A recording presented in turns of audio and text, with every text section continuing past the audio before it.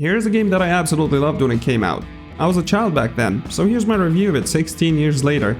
Hey, how's it going everyone? I'm of course talking about Prince of Persia Warrior Within, the sequel to The Sands of Time. This game is set 7 years after The Sands of Time ended. An immortal beast and the protector of the timeline, it's called the Dahaka. It's basically after the prince and trying to kill him because that is his fate or punishment for interfering with the timeline. The prince aims to go back in time and stop the sands from being ever created on the island of time, therefore prevent the Dahaka from coming after him. It's possible that because of this constant threat, the prince is no longer his laid-back, charming self. Now he seems edgier, more aggressive, with a gruffer tone to his voice. The music in the previous game had a Middle Eastern feel with occasional rock guitars. Now they have just gone further back in the rock direction with more of a metal soundtrack, some parts even just having Godsmack instrumentals. These changes seem strange given that the first game was successful. This feels more like a reboot. At the end of the first game, the prince returns the dagger to Farah, but I wasn't sure what happened to the medallion. It seems he still has it, which gives him the time manipulation powers, although you have to play through the prologue before you can use it. Now, to be fairly honest, I quite miss fighting alongside Farah and trying to goad enemies away from her and running to her side when she is overwhelmed. Now the prince is alone for the entire game. The combat system has been revamped, which you're instantly introduced to. Rather than having the dagger as the secondary attack, the secondary weapon is now limited use.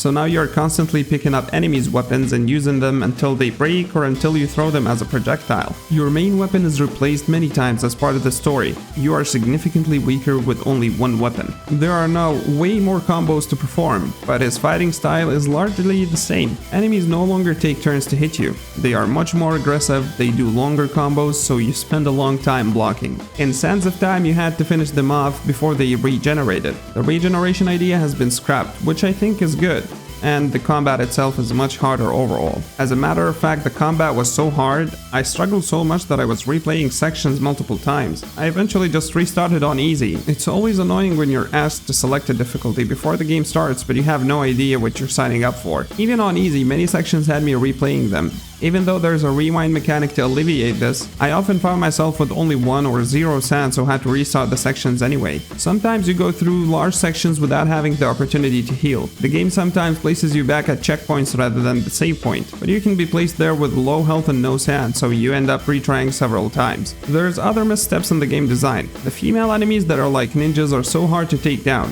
When the enemy is introduced to you, you have to fight one alongside many other enemies. I think, in my opinion, good game design would just put you one-on-one to learn the mechanics. However, no matter how many I encountered, I still couldn't learn their attack patterns. They love dodging your attacks and flipping you over, and I absolutely hated when they were placed on the beams or would wall run and slash you mid-run. The timing to defeat them seemed so narrow. Water basins restore your health and save the game. In the previous game, you saved at sandstorms, which also showed you a video montage of upcoming sections. It was a bit handholdy, but wasn't that helpful. It would probably have more utility in this game, but they have removed it. The platforming is largely the same as the Sands of Time, so you can run horizontally and vertically along walls, swing from poles, shimmy along ledges. There's a couple of new mechanics like a rope that extends your wall run or allows you to stop or change elevation. You can slide down curtains or flags. The usual traps of various blades and spikes are here too, and some sections are rather challenging. Sands of Time was always pushing you to the next area with no reason to return to the previous areas. Warrior Within, on the other hand, is based on backtracking. Sometimes you go to an area then instantly have to retrace your steps. There are portals that you occasionally go through that toggles the time period, so often you have to backtrack through the same location, but it can play differently with different paths. Some locations you see many times, but these can be brief. Enemies are respawned of course if you backtrack. To travel between the time periods, you go through portals which have a trial and error task to activate, as you return to the same locations in a different time period. It's easy to lose track of where you came from and where you're going, especially if you return to the game a few days later. Furthermore,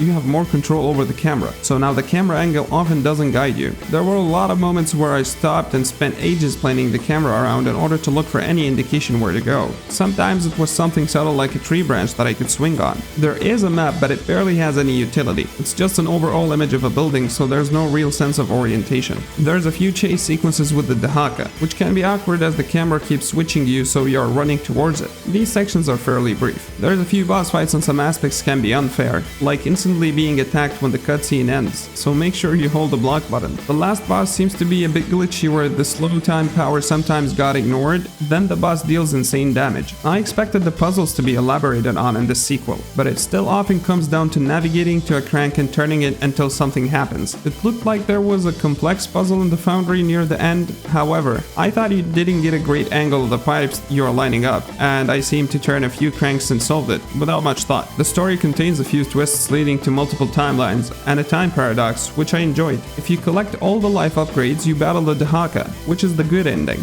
Otherwise, you fight the Empress. I felt the few characters could have been developed more, and I miss monologues from the Prince. Despite there being separate volume sliders for music, effects and voice is removed when you turn off the music. With V-Sync turned on, I was constantly experiencing glitches where clipping a rock would send the prince flying. There are plenty of annoyances with the game which can lead to frustrating gameplay segments that will have you replaying them multiple times, or just slow down the pace of the game with tedium. There are sections and aspects that the game does right. Some of the platforming segments are great, and the combat is more advanced than a lot of games from back then. I know I've heavily criticized the game, but it's mainly a disappointment when playing it after sands of time. And that's of course just my personal opinion about the game. I would love to hear your opinion about it down below in the comment section. And of course, if you liked the video, make sure to hit that like button, get subscribed to see more videos each and every day, and I'll see you guys tomorrow.